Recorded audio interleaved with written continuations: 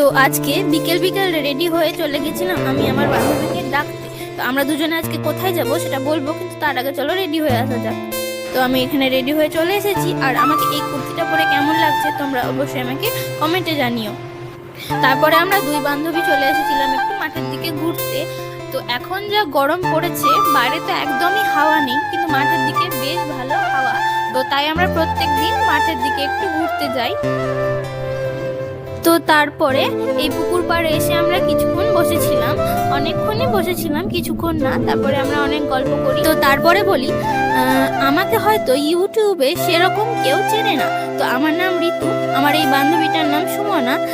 তো আমি চেষ্টা করব নতুন নতুন ভিডিও পোস্ট করার। তো আমার ভিডিও ভালো লেগে থাকলে like, comment, share and subscribe করে আমার পাশে থাকবে। আজকের মতন এই পর্যন্তই, দেখা হবে আবার পরের অন্য কোনো মিনি ব্লগে। আজকের মতন টাটা।